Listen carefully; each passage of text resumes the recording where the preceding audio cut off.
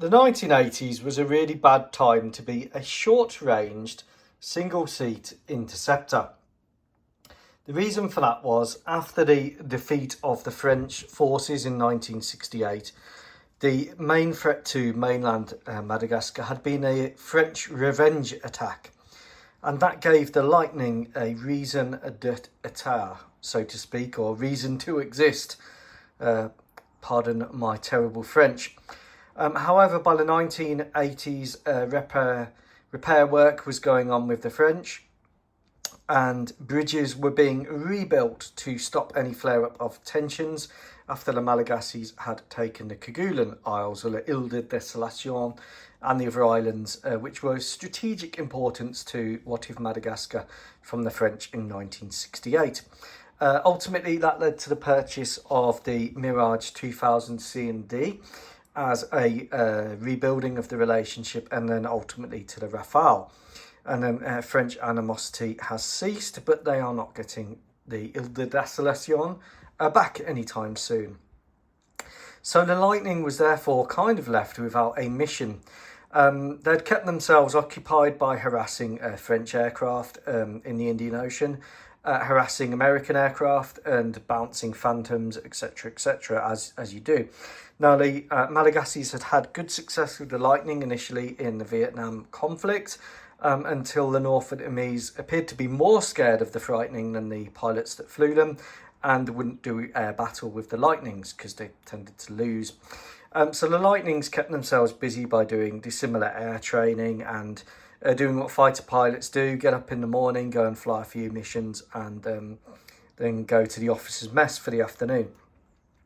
So it was kind of left without a purpose. And the other thing that was happening in the late 1980s was the Phantom fleet was being re-engined by the Israelis in Whatif world with the Pratt & Whitney PW1120 engine. Now, if you're not aware of that engine and what it can do and what it could have done for the Phantom, I suggest you look it up. But this is an F-40 Super Phantom modified by the Israelis. It's got the strakes here on the intake. It's a Hasegawa kit modified. It's got the Tissot, which is your camera system for identifying targets out of your immediate visual range, which was one of the big problems in rules of engagement at the time of the Vietnam War, and prevented the Americans from exploiting their beyond visual range capabilities. The PW1120 engine gave the Super Phantom almost 1-to-1 thrust ratio, and it would have been a game changer for the Phantoms. But of course, the Americans wanted everyone to buy F-15s, more capable platform. There were platform jobs for Americans, so really that project didn't get very far. So the Lightnings were then in a situation where the Phantoms were going to be re-engined. What did the Lightnings do? Well, the Madagascans were keen not to lose their Lightnings because they quite liked single-seat fighters, and some of the higher-ups in the Air Force, when they weren't crashing Lightnings, made it through to higher ranks and had a lot of respect for the aircraft. So the first stage of modifications at the end of the 1980s was to give the type longer life in reserve service. Now, at this time, you've got the Tiger Shark, the F-20, entering Whatif service. So the Lightnings were going to be used in the reserve role of protecting Malagasy immediate airspace and the island chain's immediate airspace. So the first thing they looked at was, okay, well, what can we do to make the aircraft better? So they changed the radar here for a better radar, a look down, shoot down radar.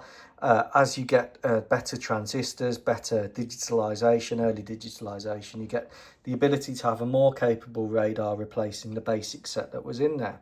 They then added an infrared search and track system. Here it is on the nose, deleting one of the cannons. Now, the Malagasy Lightnings were F2As, so they were the cannon-armed variant with the cannons in the nose. They had the big belly fuel tank, and it's said that the F2A was the longest range Lightning. Of course, it's got in-flight refueling, so after it's got to the end of the runway, it can refuel. And they also fitted, very importantly, a radar warning receiver on the tail there with a countermeasures receiving system to protect the aircraft, because that was one of the big deficiencies with the Lightnings in British services. They were never upgraded. Chaff and flare dispensers underneath there, just beside the arrestor hook, and it's in the low-vis scheme.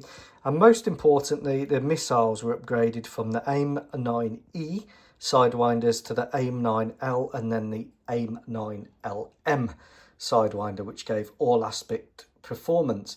The cannon was then changed to an M61 Vulcan cannon, Gatling type cannon, which is lightweight but delivers better firepower. So those are the main modifications. And in that, guys, the Lightnings were then used in reserve service until the 1990s, with the Tiger Shark, the F-20, being used in the active Air Force along with the Phantoms. And that was great because pilots could do their job in the bank. They could finish off doing their boring accounting job and then go and fly Lightning a couple of evenings a week and at the weekends. So a really nice role there to have in the reserve service. They did go to red flag, but they got a bit fed up with the F-15s and F-16s when they went to the C models and started to learn how to fly them properly, and the Lightnings didn't like contesting with those. The Phantoms, the Super Phantoms, could cut it with those a little bit. Not aerodynamically, but power-wise a bit. So really then everything was continuing. The Lightning was going to be retired at the end of the 1990s. The Gripen was on the cards to replace the Tiger Shark, and that would be the end of the Lightnings in Malagasy service. So from 1965 to 1990, that was, sorry, to 2000, that was going to be the end. However, in 2001, something quite major happened in America.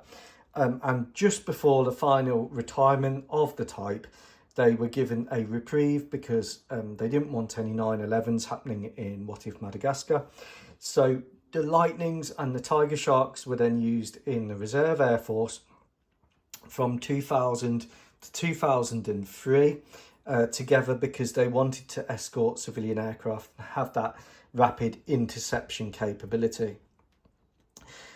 Unfortunately, that was really the end of the fatigue life of the Lightnings, and by 2003, all of the fatigue life was used up, and that's why the Malagasys don't have anything other than two flying Lightnings for display purposes.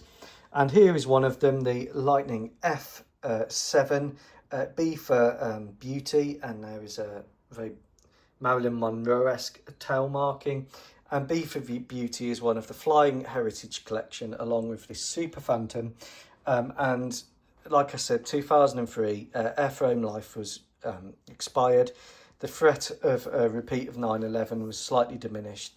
And so that was the final times that the Lightnings were used in Whatif Malagasy service as mainland defenders. I hope you've enjoyed this trip down the Whatif. It is totally Whatif, it is totally fictional. This is of course the Airfix kit, which I've modified. The Airfix kit is the best kit in my opinion. Builds extremely well. I've got one more to do, but I built two Vietnam Lightnings, and now this is the final one completing the saga. You can see this on air displays in Whatif World. It flies from Air Force Base Loft, and occasionally it lives at Air Force Base Garage. Ta-ra.